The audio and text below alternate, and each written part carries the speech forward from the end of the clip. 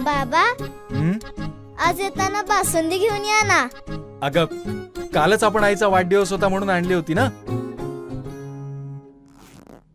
ऐकलं, गोकुळची बासुंदी पुन्हा खावीशी वाटतेय. खरं सांगू, मलाही खावीशी वाटतेय.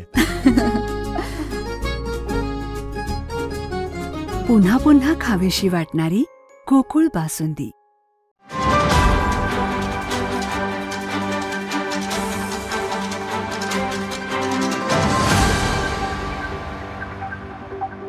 मोठ्या संख्येने असणारे सर्व ज्येष्ठ युवक, पत्रकार, छायाचित्रकार आणि मुख्यमंत्र्यांच्या लाडक्या बहिणींनो, माझा तुम्हाला नमस्कार.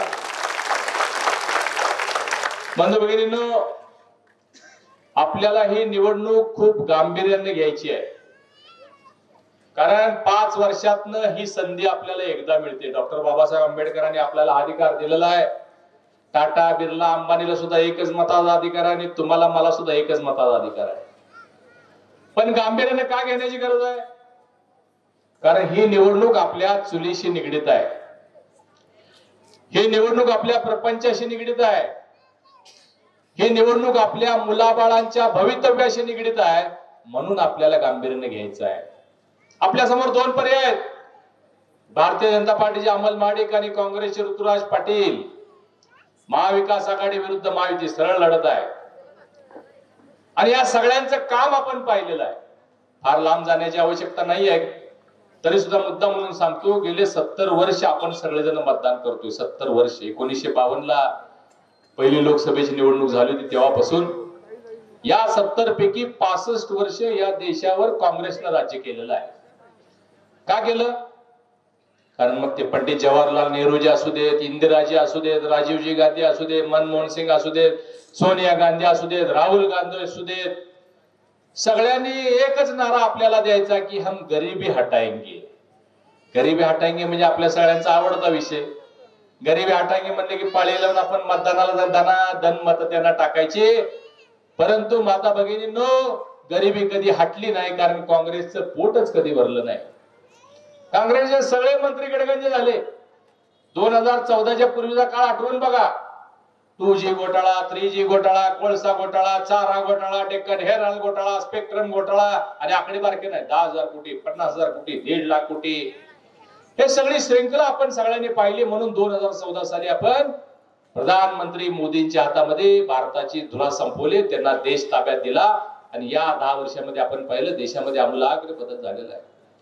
मोदीजींनी या देशाला जागतिक पातळीवर उंचीवर नेऊन ठेवलेला आहे. अर्थव्यवस्था आपली वाढवलेली आहे. आपल्या देशातल्या प्रत्येक नागरिकाची प्रगती झाली पाहिजे, उन्नती झाली पाहिजे. त्यासाठी त्यांनी प्रयत्न केले. गरिबी हटवण्यासाठी रेशन मोफत दिलं जातं, औषध उपचार मोफत दिला, अनेक गोष्टी चालू आहेत, योजना चालू आहेत. आणि म्हणून हा देश आज जागतिक पातळीवर 5व्या क्रमांकावर आलेला आहे. त्याच धर्तीवर राज्यामध्ये लांब जाण्याची आवश्यकता नाही. गेल्या 5 वर्षाचाच कार्यकाळ जर तुम्ही बघितला तर पहिले 2.5 वर्ष महाविकास आघाडीचं सरकार होतं आणि दुसरं 2.5 वर्ष आपलं महायुतीचं सरकार या ठिकाणी आहे. पहिल्या 2.5 वर्षाच्या उद्धव साहेब मुख्यमंत्री असतानाच्या महाविकास आघाडीच्या कार्यकाळातला कार्य आठवून बघा. रोज आपण पेपरला वाचायचं, समृद्धी महामार्गाला स्थगिती, कोस्टल रोडला स्थगिती, अटल सेतूला स्थगिती, आरे कारशेडला स्थगिती, अनेक स्थगिती, नाणार प्रकल्प स्थगिती, जयताळ प्रकल्प स्थगिती. म्हणजे स्थगितीचं सरकार म्हणून प्रसिद्ध ते सरकार झालेलं होतं.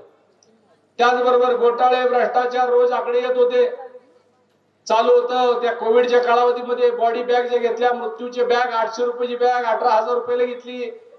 कोविड सेंटर उभा केलं, घर बांधायला 2,000 रुपये लागतात, तिने 8,000 रुपयानं बांधलं. असे अनेक भ्रष्टाचार आकडे सुद्धा आपण पाहिले. आणि त्याचबरोबर 2 मंत्री जेलमध्ये सुद्धा गेलेले आपण पाहिले. महाविकास आघाडीचे 2 मंत्री जेलमध्ये होते 2 वर्ष. बंधू भगिनींनो, या महाराष्ट्राची एक संस्कृती आहे.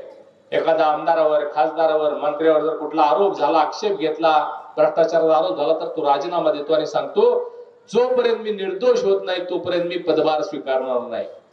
परंतु 2 वर्ष या मंत्र्यांनी जेलमधनं सरकार चालवलं. आपण कधी पाहिलंच नाही असं जगात.